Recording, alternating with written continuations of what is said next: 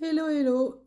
Eh bien, euh, je te propose, en fait, plutôt que le replay de la séance que nous avons vécue hier et qui était vraiment super riche, je te propose un replay un peu en mode résumé parce que la séance, le webinaire, le live d'hier a duré 2 heures. Donc je prends soin de toi et je me mets à ta place 2 heures quand on n'est pas dedans. C'est trop long. Donc voilà, j'ai préféré te proposer un résumé plutôt que de te faire réécouter le replay, même si encore une fois il était très riche. Alors, ce qui était très intéressant hier, c'est que quand j'ai proposé en fait de faire un tour de table, de voir en fait avec quelle énergie chacun arrivait, beaucoup de personnes ont exprimé un espèce de ras-le-bol, une sensation de découragement, sensation de donner beaucoup et de pas avoir grand-chose. Et donc, bah, ça venait complètement en résonance avec le sujet que j'évoquais, évidemment. Et donc j'ai commencé à expliquer bah, qui j'étais déjà, voilà, Carole Le Picard, j'ai 54 ans. Et ce que je déjà racontais, c'est que même sans le savoir, j'ai fait ce chemin du moi vers soi et j'ai rencontré toutes les résistances possibles. J'ai compris que j'étais là pour vraiment transmuter la peur en foi et que je devais l'incarner dans la matière. Donc j'ai exploré vraiment toutes les peurs possibles. Déjà à la base, bah, j'ai été bien connectée avec cette énergie de mort puisque je suis née avec une maman qui était dépressive, donc j'ai baigné en fait dans la mort, ce qui a fait que bien plus tard j'ai eu ce sentiment d'avoir un jumeau, d'être un jumeau rescapé, ce sentiment d'être l'archétype de l'orphelin, ça me parlait bien, j'avais l'impression d'avoir été, comment dire, adoptée. Je me sentais pas du tout faire partie de cette famille. Et puis j'étais déjà très reliée aux étoiles, puisque bah, quand on a ce sentiment d'abandon, il y a un espèce d'échappatoire, et c'est là de là d'où vient les enfants des étoiles. Et puis donc j'ai mis 14 ans pour quitter l'illusion de la sécurité d'un CDI, puisque n'étant pas acceptée telle que j'étais, puisque j'étais attendue comme garçon, donc de toute façon, quoi que je fasse, c'était jamais assez. Donc je suis allée dans bah, ce qu'on attendait de moi, c'est-à-dire bah, un métier sécurité, une école de commerce, le statut social, c'était très important pour mes parents. Donc j'ai répondu voilà, aux attentes. Et puis bah, en 2002, il y a eu vraiment une grosse césure puisque bon, déjà en 97, 98, il y a eu une opportunité pour moi, j'étais chez Moitensi à l'époque, et il y avait une opportunité de faire de partir en fait et de récupérer un chèque. Et bah, j'ai mis du temps en fait à me rendre compte que ça pouvait être une opportunité pour moi. Je voyais pas pourquoi j'allais partir en fait. Donc finalement j'ai pris cette opportunité-là et ça a été peut-être déjà bah, le début d'un chemin bah, de changement puisque bah, contrairement à mes sœurs qui elles ont toujours suivi le même chemin. Il y en a une qui a été dans les assurances, l'autre dans la médecine. Moi, voilà, j'ai changé régulièrement de secteur. Et puis en 2002, il y a eu vraiment un gros événement, c'est-à-dire que je revenais en fait de mon deuxième congé de maths. Et alors que j'avais vécu 3 ans au top de la hiérarchie avec Bouygues pour Bouygues Télécom, je me suis retrouvée un peu mise au placard. Et ce qui était assez intéressant, c'est de voir qu'au départ, j'étais complètement dans le déni, je voulais pas voir la réalité des choses. Et puis, bah, finalement, j'ai eu comme un espèce d'appel de l'intérieur de partir, en fait. Et c'est ça qui a fait que je me suis retrouvée donc en 2003 à Athènes. J'ai poussé en fait mon ex-mari à partir en expatriation. Et là, j'ai commencé quelque part l'aventure de ma vie. Et sauf que bah, quelques années après, 2008, mon mari me trompe et là, retour dans la sécurité.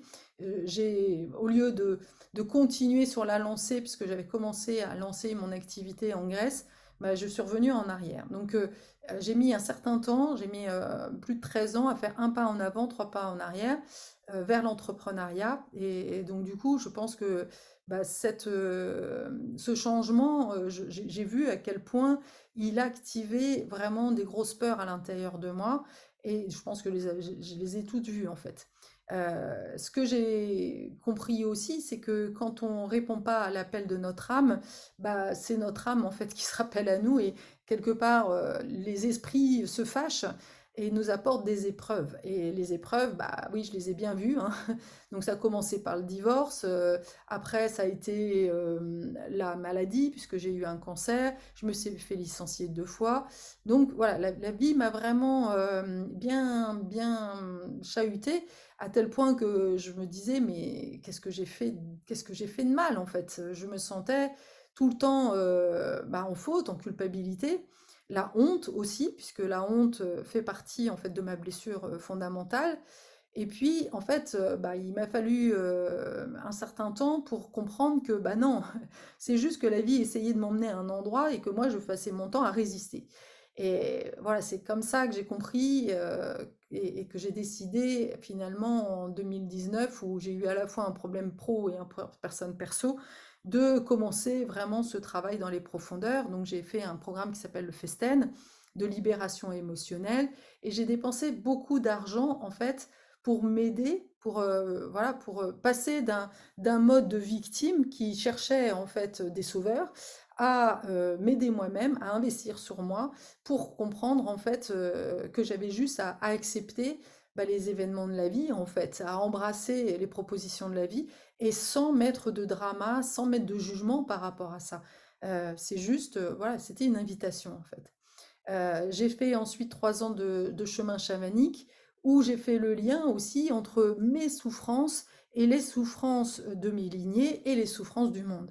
Ça a été une vraie révélation puisque c'est là où j'ai pu comprendre que, bah oui, en fait, je n'étais que la porteuse d'une énergie qui appartient au monde, en fait. Et c'est ça le karma. Le karma, il est juste bah, le fait qu'on arrive sur Terre, on embrasse et on prend en fait un certain nombre de fonctionnements dans l'ombre avec des peurs, des conditionnements de nos parents, de nos lignées, et qu'on est là justement pour transmuter. En tous les cas, voilà, les personnes qui sont là, je suis sûre qu'elles se reconnaissent là-dedans, et de trouver justement que c'est ce chemin initiatique qui permet d'aller vraiment à la découverte de soi et d'avoir la folie d'être soi en fait. Et pour moi, je dirais que c'est ma folie d'être moi, c'est le moyen que j'ai choisi de manifester mon je suis unique sur cette terre. Et voilà, pour faire cette expérience de transformation et de mettre la spiritualité dans la matière. Euh, donc, il y a eu donc 3 étapes, puisque plus tard, j'ai vu en fait, il y a eu tout le travail de Joseph Campbell qui est venu à moi avec le chemin du héros qui m'a énormément parlé. Et c'est à partir de là où je me suis vraiment intéressée au travail de Carl Jung, des archétypes, et de comprendre que, bah oui, il y a des vibrations, des énergies qui sont là, que l'on porte, et de déjà voir, en fait, d'accepter de voir que bah, on n'est pas parfait, ça c'est déjà la première des choses, et puis de faire ce travail de transformation intérieure pour voir notre vie transformée. Donc la première étape du chemin du héros, c'est le travail sur l'ego. Donc, et c'est ce que j'ai vécu, une matière sans âme, et c'est ce dans lequel on baigne, hein. On voit bien qu'on est dans un monde d'ego, de dominant-dominé, de contrôle, de tout ça. Mais c'est très difficile d'écouter l'autre sans le juger, en fait, juste en étant dans l'accueil.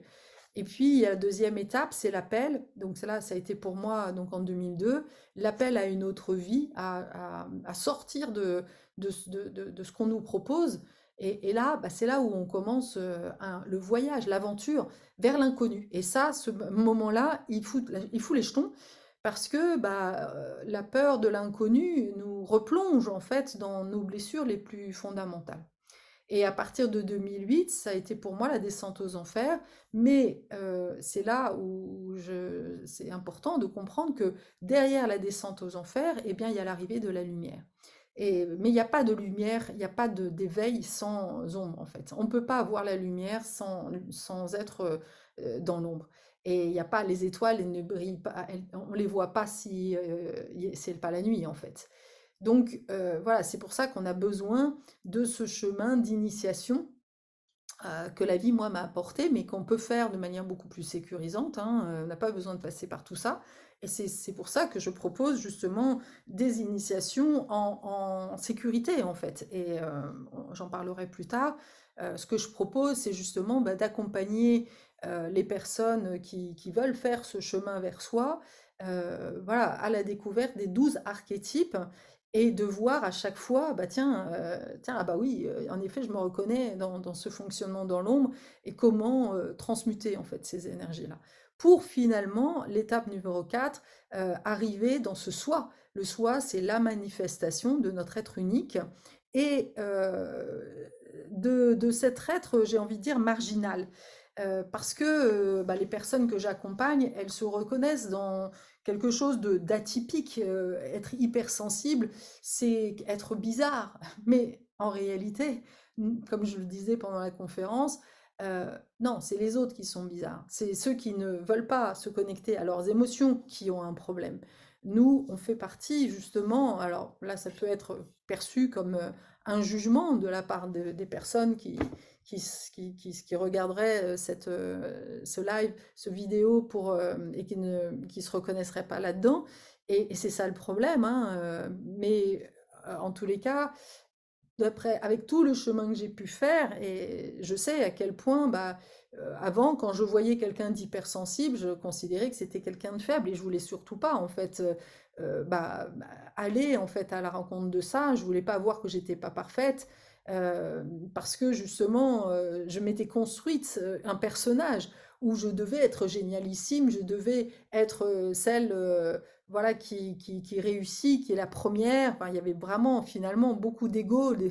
Et même dans l'ego spirituel, je me reconnais complètement là-dedans. J'ai joué ce jeu-là aussi parce que même je ne pouvais pas être acceptée d'être juste ordinaire en fait. C'était juste pas possible en fait. Donc faire le plein de soi, c'est justement, et faire le plein d'estime de soi, c'est accepter son destin sans jugement, en fait. En étant vraiment pleinement cette âme qui fait une expérience sur Terre, accepter ton excentricité, c'est-à-dire, bah oui, de ne pas faire partie ni du mouton ni du mouton noir. Parce que souvent, voilà, on passe de mouton à mouton noir, ça, voilà, et ça fait partie des personnages qu'on joue très souvent et qui a le grand bénéfice d'obtenir quand même de l'attention. Et là, c'est pour ça que je fais déjà un lien avec l'argent, c'est qu'il y a des fois, on continue plus tard à jouer ce rôle un peu trop marginal et à s'étonner en fait que l'on ne récupère pas en fait de l'argent, parce que l'argent est une énergie euh, quelque part plus pure qui va te donner tout de suite l'indication si tu es bien placé ou si tu es peut-être trop perché en fait. Quand tu es hors sol, bah, tu es hors matière et donc bah, l'argent ne vient pas. Il y a aussi cette chose qui est que quand on fait ce chemin de transformation et que l'on fait l'expérience de la spiritualité dans la matière, il y a toute une phase où, bah oui, c'est normal, tu vas pas générer de l'argent puisque tu as à faire un travail sur toi. Donc, c'est souvent, là encore, les choses sont très bien faites. Moi, je l'ai vu, hein, les moments où, en général, je n'ai pas d'activité, bah, c'est des moments où bah, on m'invite en fait à travailler sur moi. Donc, on me donne de l'espace comme si les guides, l'univers me mettaient en fait dans une disposition pour pouvoir vraiment me dédier à... C'est que j'ai encore un chemin à faire à l'intérieur de moi. Et quand voilà, je suis prête, eh bien, les clients, ils viennent tout seuls, en fait. C'est assez magique, en fait. Donc, le soi, c'est ce que dit Carl Jung. Il dit: «Le soi est une totalité de l'ensemble conscient et inconscient de la psyché, totalité illimitée, transcendant la conscience et nos possibilités de cognition». Donc on voit bien que être soi, c'est à la fois être conscient, mais avoir mis aussi en lumière tout ce qui joue dans l'inconscient. Et on sait aujourd'hui que cet inconscient, ça représente 90% de notre fonctionnement. Donc on ne peut pas être soi sans avoir fait le ménage en fait de tout ce qui est inconscient et d'avoir mis en lumière. Et c'est bien le travail à faire. Faire le plein d'argent, j'expliquais que j'avais envie en fait de revenir à l'origine en fait de l'argent. C'était quoi au départ le symbole de l'argent? Eh bien, c'était un coquillage. Et même plus que ça, c'était un coquillage en forme de vulve. Très intéressant de voir qu'il y avait cette dimension féminine en fait attachée à l'argent. Et puis, bah, au fil du temps, on a apporté plus de lourdeur à cet argent. Et c'est intéressant d'ailleurs de montrer, de voir qu'il y a une grosse différence entre la richesse, être riche, et être prospère. Et en réalité, pour moi, faire le plein d'argent en lien avec justement cette estime de soi, c'est vraiment faire ce chemin de la prospérité. C'est-à-dire d'aligner, d'être dans la manifestation de qui on est.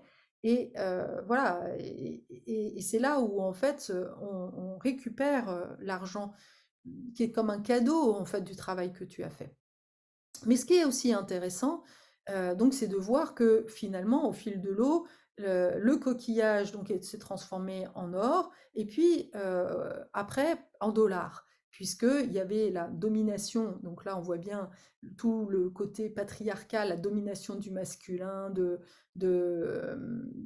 ce dominant-dominé, de cette guéguerre en fait entre les différents Est-Ouest, et avec donc la prédominance du dollar. Et, et en fait, donc c'était l'Ouest qui avait gagné par rapport à l'Est. Et là, aujourd'hui, ce que l'on peut sentir, c'est qu'il y a un espèce de changement, un rééquilibre qui est en train de s'opérer. Euh, le bloc russe est en train de l'Est, est en train de reprendre de la puissance. La Chine est en train de reprendre sa place. Tiens, tiens, c'est intéressant de voir. Est-Ouest. L'Ouest, c'est la matière. L'Est, au niveau chamanique, c'est vraiment la spiritualité. Enfin, on sait bien que l'Asie, c'est le berceau en fait de la spiritualité, alors que l'Ouest, l'Amérique, c'est le berceau de tout ce qui est la matière. Donc, on peut déjà sentir qu'il y a quelque chose qui est en train de bouger. Mais il faut, là aussi, quand ça bouge, bah, il y a un moment où, et on le sait bien, quand on a fait cette transformation à l'intérieur de nous, il y a un moment où justement, quand c'est en train de bouger, bah, il y a un peu comme quelque chose qui s'arrête, parce que, bah oui, ça circule plus, l'argent circule plus en fait, la vie ne circule plus parce que on est en train de changer en fait, les énergies sont en train de bouger. Et c'est certainement pas un hasard si tu suis ma chaîne, toutes les semaines en fait je parle des clés génétiques qui sont à l'œuvre, donc un peu comme si je parlais d'astrologie, mais avec ma couleur des clés génétiques. Et ce qui est très intéressant, c'est que ça fait à peu près un mois que toutes les clés qui nous sont proposées ne sont que des clés en fait de l'anneau de la matière. Et quand on parle en fait de l'anneau de la matière, eh bien en réalité, on parle bien d'aller justement à la rencontre de notre intériorité, d'aller transformer nos blessures, notre inconfort, voilà tout ce qui se joue à l'intérieur de nous pour lui apporter en fait bah, de la clarté en fait. On est invité à mettre de la clarté à l'intérieur de nous et donc d'aller et d'avoir une vision beaucoup plus spirituelle. Donc nous sommes invités à l'intérieur de nous à faire aussi, à continuer ce chemin en fait de l'éclairage en fait de ce qui se joue au niveau spirituel. Et puis, ce que j'ai précisé aussi, c'est de voir que nous sommes dans une époque de dématérialisation.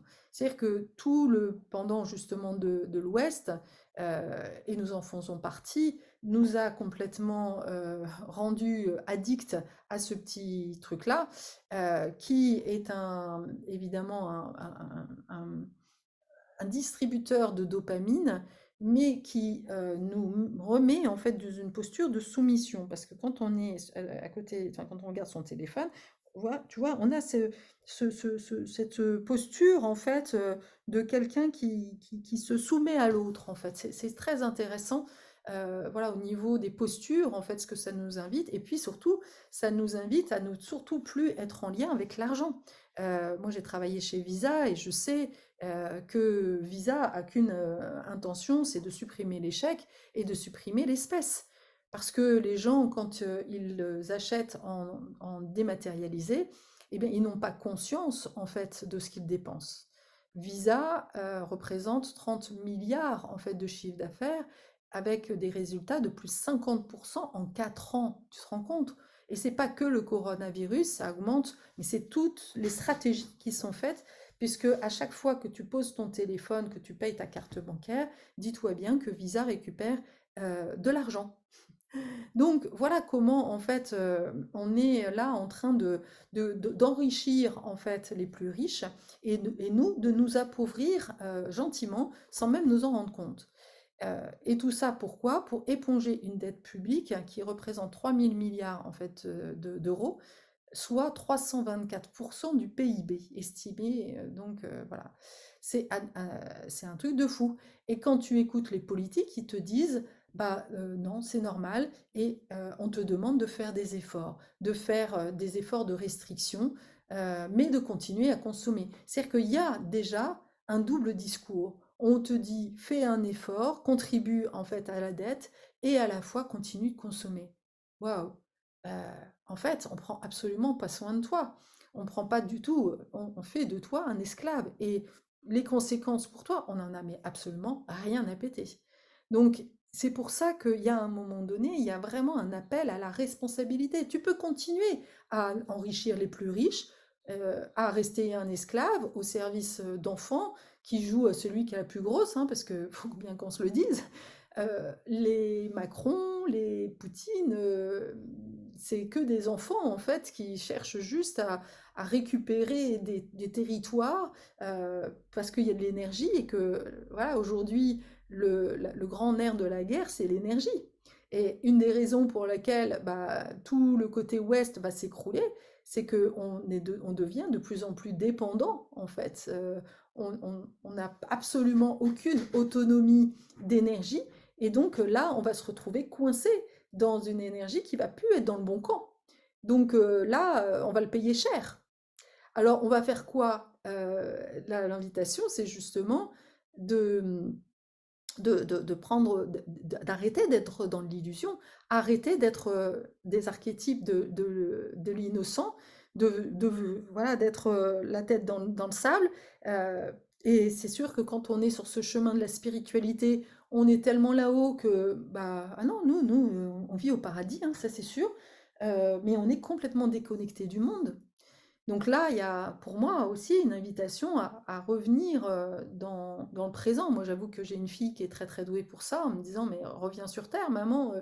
Ok, toi, c'est bien joli, tes beaux discours, mais t'es trop loin des gens, en fait. Et c'est là aussi où, quand tu as fait tout un chemin et que tu as cette spiritualité, bah, tu peux pas gagner d'argent puisque tu es trop loin en fait. Il faut que tu te rappelles comment tu étais au début de ton chemin en fait, parce que c'est là où en sont la majorité des gens en fait.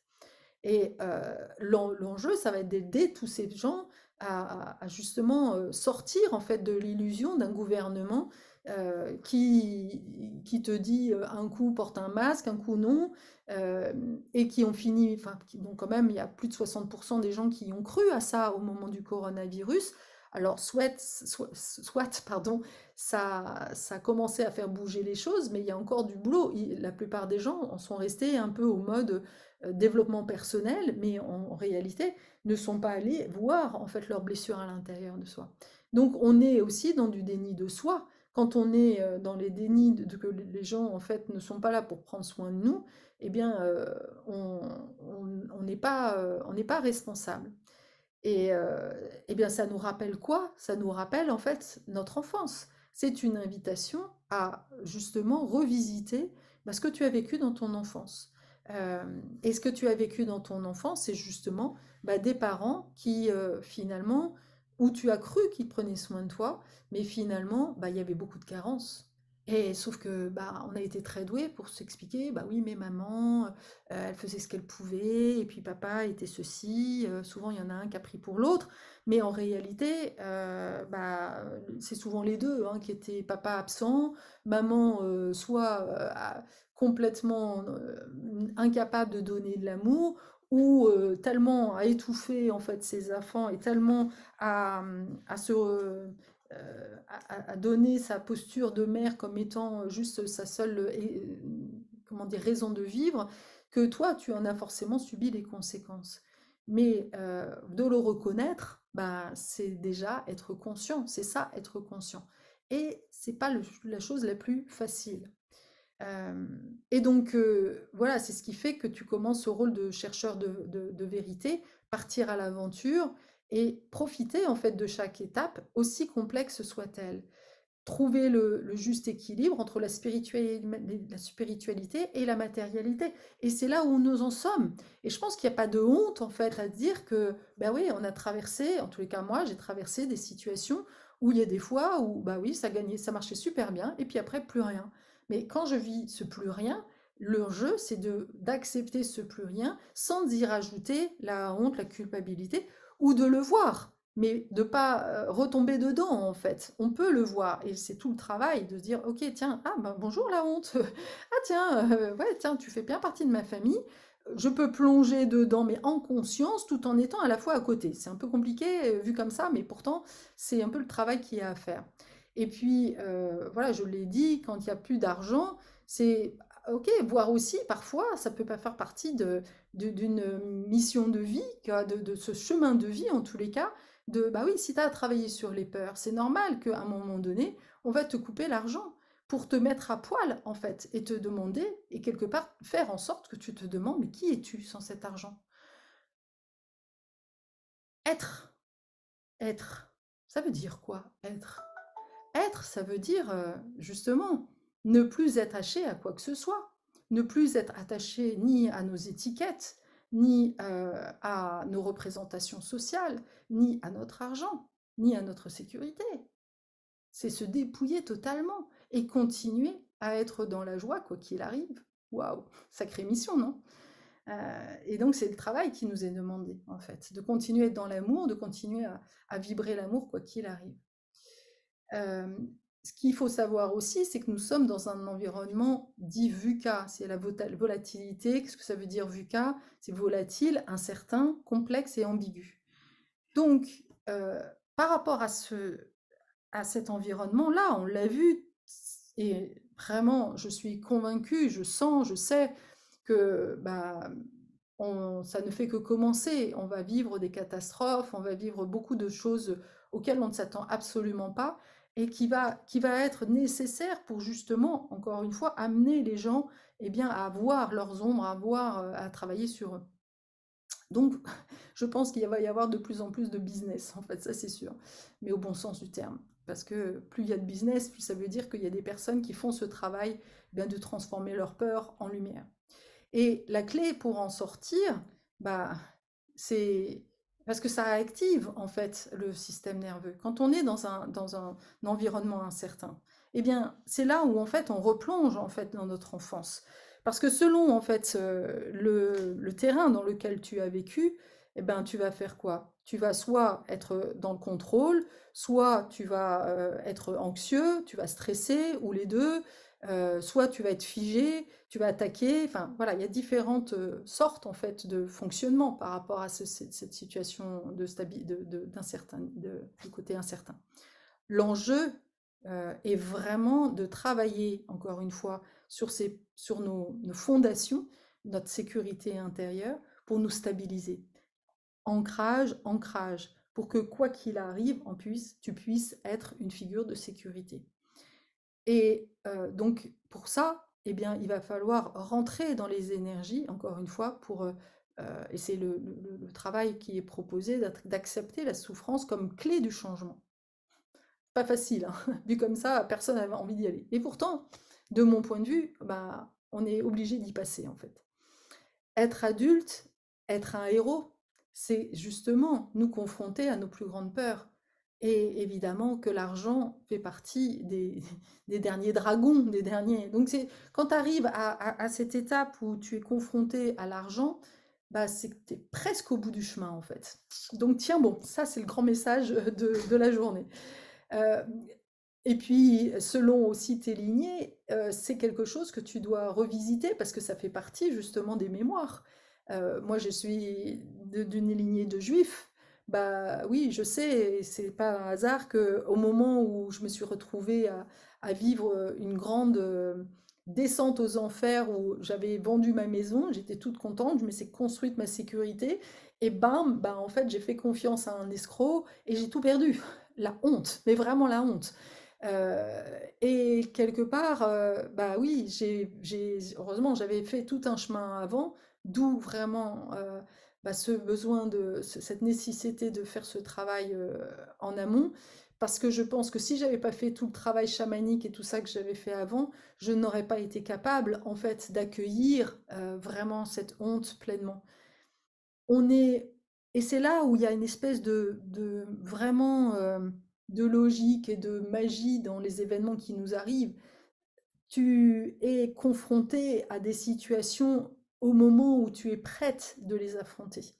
Maintenant, la question, c'est qu'est-ce que tu en fais? Parce que ça ne veut pas dire que tu es prête à les affronter, que tu n'as pas besoin d'aide à un moment donné. Et voilà, accepter de l'aide pour traverser un moment qui est vraiment terrible, comme voilà, par exemple un moment de faillite ou la perte d'un être cher. C'est quelque chose que je vois beaucoup là en ce moment. Beaucoup de gens perdent de manière brutale des personnes chères. Donc là, il y a vraiment besoin d'aller, de travailler avec quelqu'un, parce que c'est pas des choses dont on peut gérer toute seule, en fait.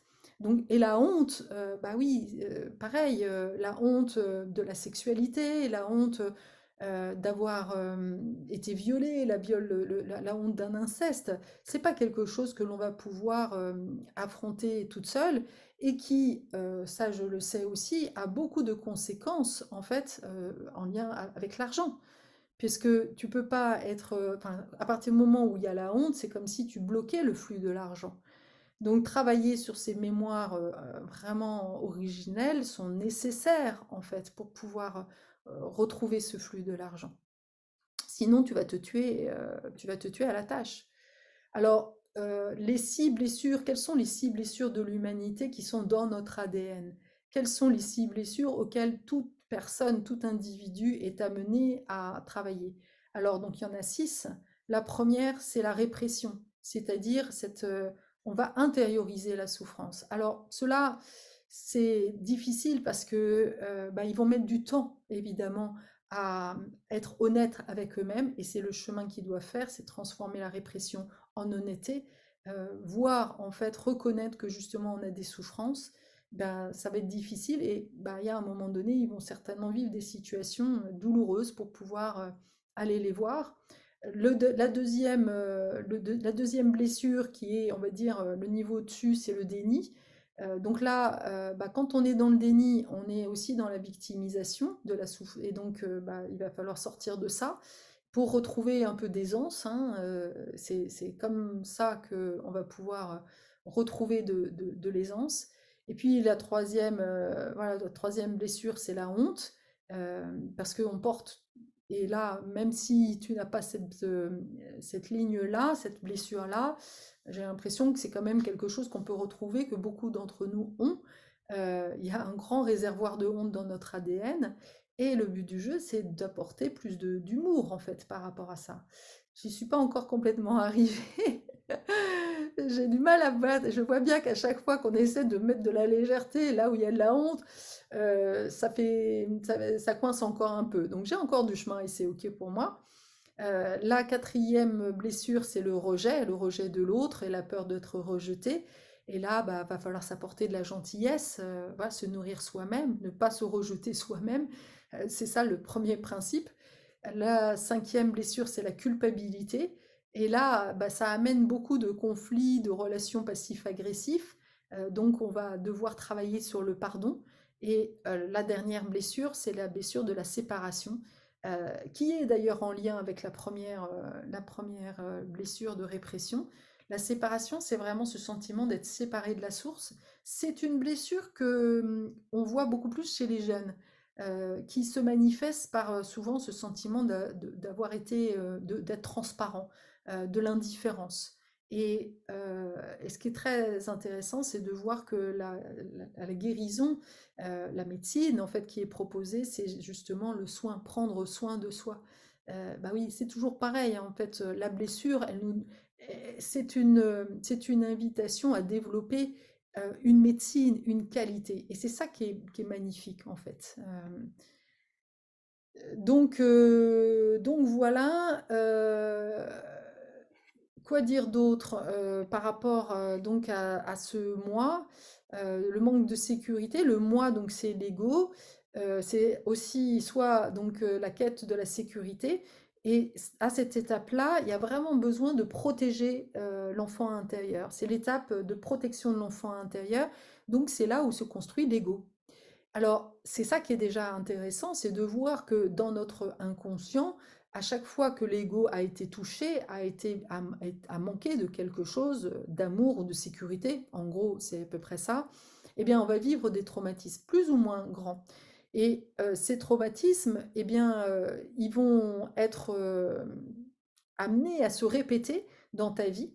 Euh, et c'est aussi une répétition d'ailleurs de loyauté transgénérationnelle. C'est comme si, en fait, c'est même pas comme si, c'est tu choisis ta famille pour revivre, en fait, eh bien, le traumatisme et la blessure dont tu es chargé, en fait.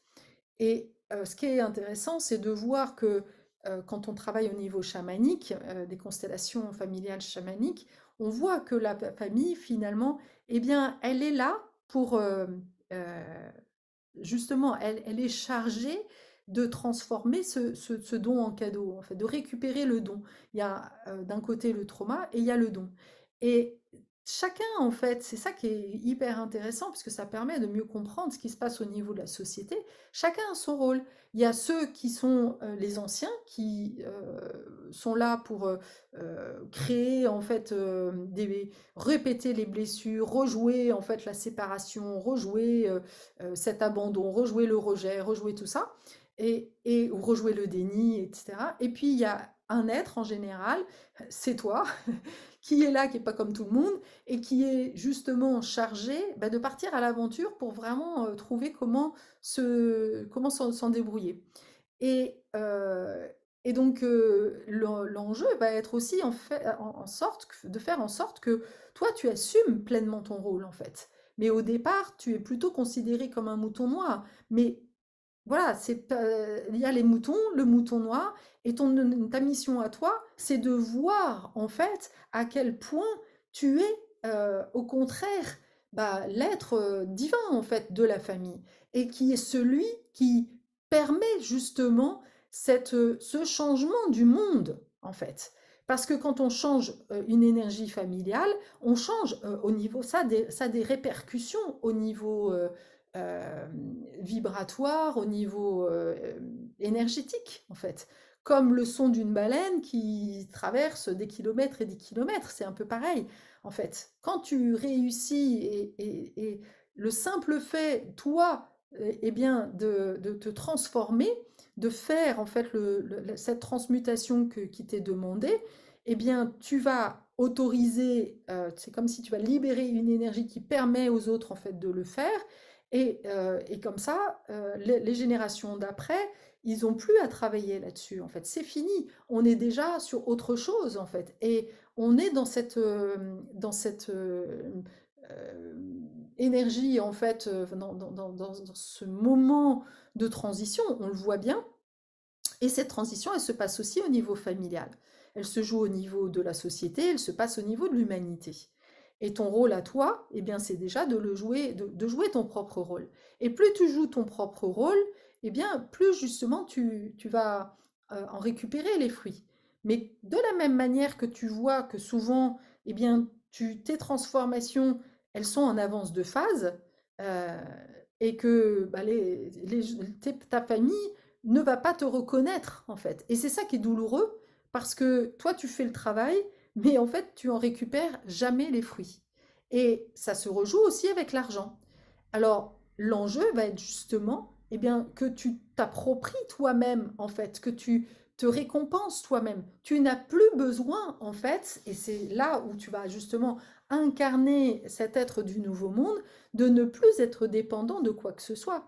L'enjeu va être de retrouver cette joie, en fait, de faire ces transitions, de faire ce travail que tu as à faire, et de le faire de la manière qui te met en joie permanente. Et dès que tu vas retrouver cette joie d'être là sur Terre, de dire un grand oui à ton incarnation, et ben bingo, c'est là où en fait, tout d'un coup, comme par miracle, eh bien la vie, l'argent revient en fait dans ta vie. C'est magique, mais je t'assure que ça marche en fait. Euh, donc, je parlais un petit peu donc, des archétypes qui sont dans la structure psychologique jungienne. Les archétypes sont innés. Ce sont comme des caricatures, des personnages universels qui sont utilisés pour interpréter les observations et les comportements inconscients. Donc, c'est ça qui est intéressant parce que quand on va travailler sur les archétypes, on va du coup aller voir en fait les personnages qui se jouent à l'intérieur de nous sans même qu'on s'en rende compte de manière inconsciente. Alors, j'ai proposé en fait de regarder, de démarrer avec les deux premiers archétypes. L'innocent qui est Forrest Gump, hein, on pourrait dire, l'innocent, c'est l'enfant libre, c'est le naïf, mais c'est aussi Peter Pan. Et quand il devient adulte, bah, le problème, c'est qu'il veut rester un enfant. Donc, bah, dans l'innocent, on peut aussi se reconnaître comme les spirituels. Quelqu'un qui est très spirituel, bah, qui refuse quelque part bah, la souffrance du monde, parce que bah, il a peut-être déjà trop souffert, il a vécu il a peut-être baigné dans des environnements souffrants, mais encore une fois, il veut surtout pas en fait se rappeler de ça. Eh bien, il va être dans un déni de réalité. Il veut pas voir le monde tel qu'il est, et par rapport à l'argent, bah, on va se voiler la face. Et c'est souvent, on va vivre justement, bah, comme moi, hein, par exemple, des moments où on va perdre beaucoup d'argent. Et moi, je l'ai vu, hein, ça a été un moment hyper douloureux où j'ai pu voir vraiment cet innocent à l'œuvre. C'est-à-dire qu'au départ, comme j'étais déjà très spirituelle, bah, j'ai cherché des tas d'excuses pour justifier le fait que j'avais perdu d'argent. Je me suis dit, bah non, c'était très généreux, parce qu'au départ, j'avais perdu un peu, et puis après, beaucoup. Et puis, j'étais sûre que ça allait revenir. Je me suis dit, mais non, mais c'est pas possible. Parce que j'avais donné mon pouvoir, en fait, à une personne bah, qui m'avait flatté. Bah oui, parce que quand on est hypersensible et que on a été en manque de reconnaissance, eh bien voilà, on est flatté. Dès qu'il y a quelqu'un qui te dit quelque chose de bien et te reconnaît en tant que être, justement, il m'a reconnu à ce moment-là dans ce que je faisais de bien, en fait, dans ma mission de vie. Et en plus, c'est hallucinant. Je vois à quel point bah, je me suis fait avoir par ce que j'avais déjà vu, évidemment, dans mon ancien métier marketing, des promesses marketing. Mais j'ai pas vu que, en fait, c'était pas incarné. Et pourtant, si, je l'ai vu, mais je voulais pas le voir. Donc, voilà, et ça, voilà, c'est le principe, en fait, de l'innocent qui, encore une fois, se voile la face, y compris dans les relations. C'est pareil. Je vois des choses, mais je veux pas le voir. Et donc, je continue à faire comme si ça n'existait pas. Et puis après, à un moment donné, il y a le couperet qui tombe, en fait. Et puis là, je tombe de haut. Mais quelque part, bah, je pouvais le prévoir. Je sentais, je voyais venir. Et donc, l'innocent, il est en lien avec la peur de l'abandon. Et donc, justement, le cadeau, c'est quoi d'avoir vécu tout ça? Et c'est là où, bah oui, il y a un moment donné, il faut que j'accepte, en fait, bah, que les guides m'aient envoyé des épreuves comme ça pour que, justement, j'apprenne à écouter beaucoup plus mon intuition et à être loyale non pas aux autres, mais à moi-même. arrêter de vouloir nourrir les autres, mais moi-même. Parce que ce qui est évidemment très horrible, quelque part, c'est que quand j'avais donc déjà, j'avais tout vraiment pour gérer cet argent-là. J'avais fait un travail avec quelqu'un avec qui, pour le coup, et une femme de confiance. Donc, j'avais tous les éléments pour, j'aurais pu faire appel à elle, je savais que j'étais en confiance, mais non, j'ai voulu faire appel à un homme. Eh beh, oui, l'homme, c'est le symbole de la sécurité. Donc quelque part à l'intérieur de moi, il y a un petit enfant qui, cherchait à travers cet homme, bah, un papa, loyal, un papa sur qui je puisse compter en fait, un sauveur évidemment, à un moment donné où j'étais au fin fond du trou en fait. Bah, donc si je cherche un sauveur, je peux être sûre que quand je cherche un sauveur, je me prends une fessée. Mais là, une fessée, c'est c'est pas peu que de le dire. Et ça fait partie du jeu. Voilà. Quand on est sur ce chemin de l'évolution, bah ça pardonne pas, hein. C'est voilà. Et ça fait, c'est ok. Faut accepter le jeu. Donc voilà, c'est des choses, mais au moins quand c'est dur, c'est rude, mais au moins on comprend, hein. Après, je peux t'assurer que on a les antennes et on fait plus confiance à n'importe qui, quoi. Euh, et donc, il y a aussi, donc au départ, c'est la dépendance, voilà, financière amoureuse. L'innocent, il est dépendant, hein, il va justement, il est complètement agrippé à des figures qui croient être sécures, en fait. Donc, il va continuer à être agrippé à tous les gens, en fait. Et le but du jeu, c'est voilà, niveau 2, bah, il y a un moment donné la chute. Il faut bien chuter, en fait, pour voir ces archétypes dans l'ombre. Et ensuite, bah, voilà, troisièmement, le cadeau, c'est justement bah, de faire preuve de réalisme, en fait, de voir que, ok, ouais, je suis au paradis sur Terre, mais bah, il n'y a pas que des gentils sur cette Terre. Et puis, il faut que je me méfie parce qu'il y a des lumières, et ça, je me souviens à l'époque, c'était déjà, on parlait des fausses lumières. Bah oui, là, je l'ai bien vu, en fait, hein. Il y a vraiment des gens qui sont un peu comme Canana Dry, qui ont la couleur de l'alcool, mais qui sont des couleurs des gentils, mais qui n'en sont absolument pas, ils en ont rien à foutre. Ils ne veulent que ton fric et c'est tout, quoi. Mais de la même manière qu'on n'a pas voulu voir notre père, comment notre père, en fait, nous a manipulés et a abusé, parce que là, on parle bien d'abus, hein, c'est pas pour rien que j'ai eu cet abus avec un homme. Bah oui, en fait, quelque part, je dois accepter, je dois plonger dans cette énergie d'abus masculine et l'accepter, voilà, pour pas reproduire ça, en fait, et être en vigilance par rapport à ça. Le deuxième archétype, c'est l'orphelin. Alors ça, on connaît bien, hein, l'orphelin, lui, bah, il a passé ce stade il a été dans l'insécurité et son but, c'est de retourner, de chercher la sécurité. Mais alors lui, justement, il va à la fois vivre cette impuissance, il sait qu'il est dans l'insécurité et donc il va chercher de l'aide.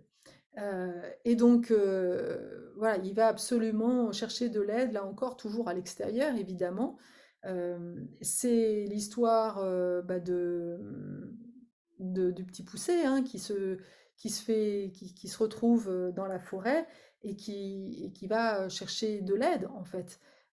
Mais en manque de bol, en général, l'orphelin, qu'est-ce qu'il fait? Il va chercher de l'aide au mauvais endroit.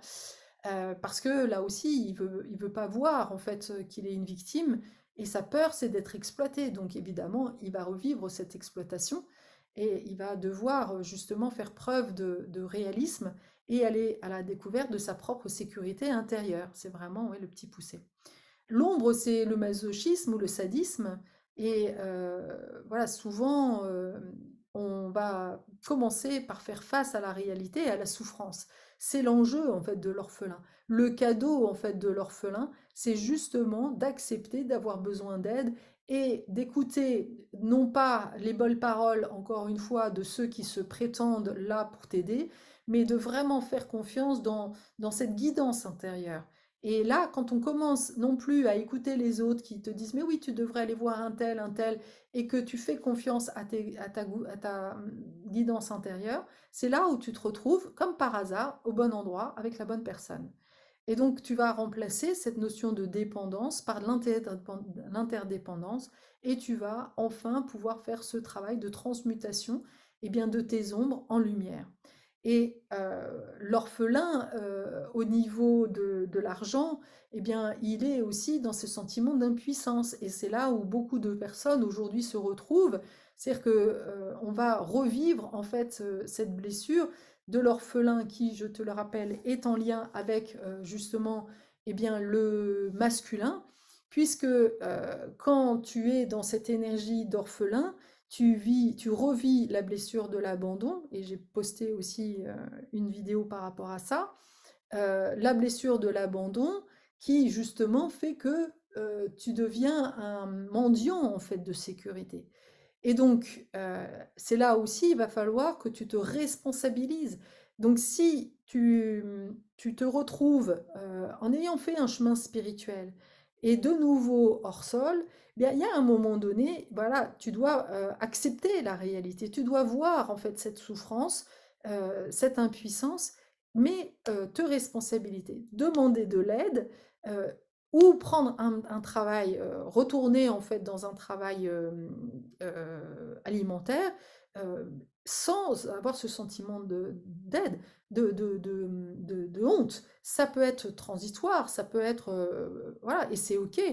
Ce que je partageais aussi pendant le live, c'est que souvent quand on fait ce chemin, quand on a fait ce chemin justement d'aller travailler d'initiation, de travailler sur nos ombres, etc. Et on se reconnaît souvent en fait chez les hypersensibles à faire ce chemin-là. Eh bien, c'est comme si on se coupait du monde en fait, et on a du mal à revenir sur Terre. Sauf que bah, la dernière étape, c'est bien de la manifestation de soi dans la matière.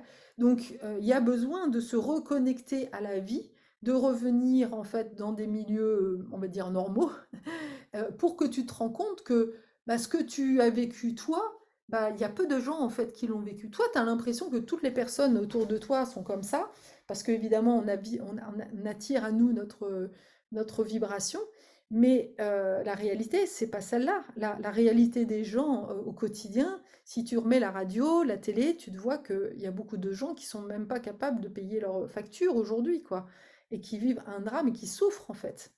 Donc de te relier aussi à cette souffrance du monde et à revenir un cran sur terre peut t'aider justement à retrouver un meilleur positionnement en fait, d'être un petit peu plus concrète aussi dans ta communication. Euh, Faire le plein d'estime de soi, c'est aussi bien se comprendre, bien comprendre en fait, et c'est un travail hyper difficile, hein, en tous les cas pour moi ça a été hyper difficile. J'ai un passé de 20 ans de marketing. Faire le marketing des autres, c'est hyper simple. Mais alors faire mon marketing, trouver, me définir des qualités, de la valeur, waouh, ça, je ne sais pas faire en fait. Donc j'ai eu besoin d'aide aussi pour ça, pour pouvoir, et c'est ce travail-là, de récupérer, en fait, pour finir, euh, quand il n'y a pas d'argent, c'est que quelque part, surtout quand tu as fait ce chemin spirituel, c'est que tu n'es pas au clair, en fait, sur ta valeur. Elle est pour moi un moment, en fait, où on a un problème d'argent, c'est un, qu'il y a un manque d'ancrage, que tu es un peu hors sol, que tu es déconnecté de la réalité, et deux, que tu n'as pas conscience, en fait, de tout le chemin que tu as et de la valeur que tu as. Ce que partageaient certaines personnes pendant le live, c'est qu'elles se disaient à quoi bon, pourquoi j'ai fait tout ça. Mais si tu te dis à quoi ça sert, euh, à quoi ça sert, pourquoi tout ça, c'est que tu n'as pas conscience de l'impact en fait que ça a, ce que tu as fait. Peut-être que toi, tu as l'impression bah, d'avoir traversé ça, que tu n'avais pas le choix, mais ouais, tu ne valorises pas suffisamment.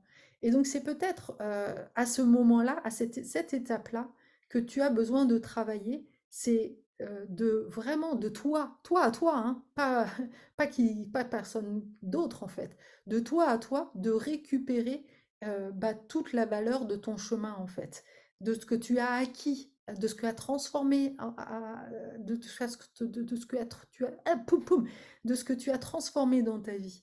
Et à partir du moment où tu vibres justement cette gratitude envers toi-même, que tu te reconnais toi-même, c'est le, tu vois, c'est le narcisse en fait qui se regarde dans la glace, qui se dit waouh, c'est comme si tu te regardais dans la tête, dans la glace.